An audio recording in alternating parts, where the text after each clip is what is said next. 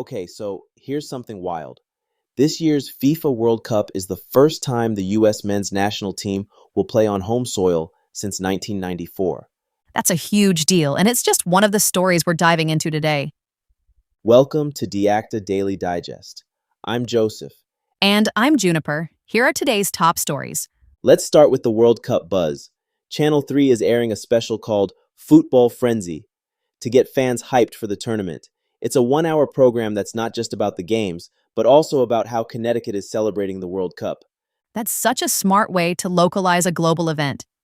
Even though Connecticut isn't hosting any matches, they're making it feel like a part of the action. And with the U.S. hosting games for the first time in over 3 decades, there's this added layer of excitement. Exactly.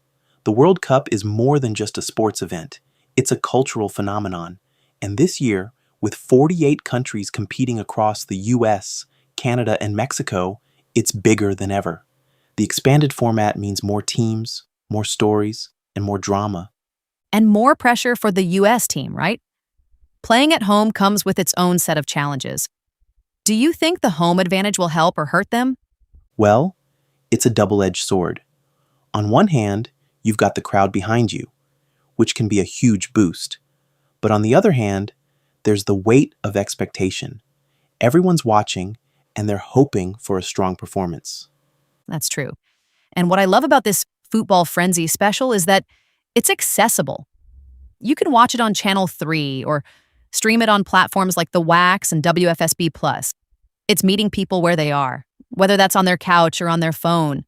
Right? And it's not just for diehard soccer fans. The World Cup has this way of pulling in people who might not usually watch sports. It becomes this unifying event where even casual viewers get swept up in the excitement.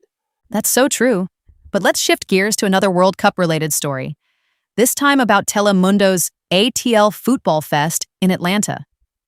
This one's all about community and creating a shared experience around the tournament. Yeah, it's a festival where fans can watch matches on a giant outdoor screen, participate in family-friendly activities, and enjoy international food vendors. It's like they're bringing the World Cup atmosphere to Atlanta. And the lineup of matches they're screening is fantastic. Uruguay versus Spain, Panama versus England, and Colombia versus Portugal. These are heavyweight matchups with a lot of history and rivalry.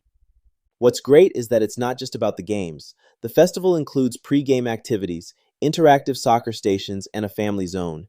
It's designed to be an all-day experience that's fun for everyone, not just soccer fans. And the fact that general admission tickets were free is amazing. They sold out quickly, which shows just how much demand there is for events like this.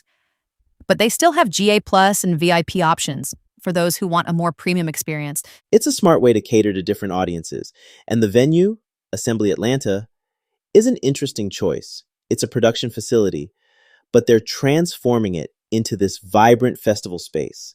It's a creative use of resources. It really is.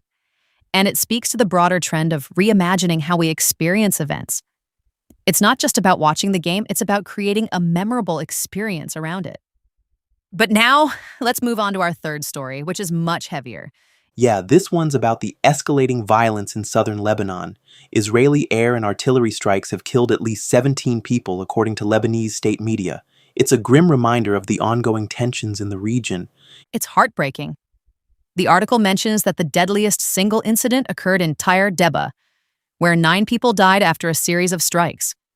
And there were additional fatalities in nearby areas. It's devastating to think about the human cost of this conflict. And it's not just the immediate loss of life. The article also highlights the broader impact. Almost 1 million people in Lebanon have been displaced, and 1.4 million require humanitarian assistance. Those numbers are staggering. They really are. And the violence seems to be escalating. Hezbollah has been firing rockets into Israel, and Israel has been responding with airstrikes. It's this cycle of retaliation that just keeps spiraling. And it's not just a local conflict. The article points out that Lebanon has been pulled into a broader confrontation involving Israel, the US, and Iran. It's a complex geopolitical situation with no easy solutions. That's true. And the involvement of the UN adds another layer. They're sending a team of investigators to examine alleged human rights violations. It's a significant step, but it remains to be seen whether it will lead to any meaningful action. And then there's the ceasefire agreement from April, which clearly hasn't held. It's a reminder of how fragile these agreements can be. One incident can unravel months of diplomacy. It's frustrating because you see the potential for peace, but it's so easily derailed. And in the meantime, it's the civilians who bear the brunt of the violence. The article mentions the Christian quarter of Tyre being evacuated for the first time. That's a significant development. It is.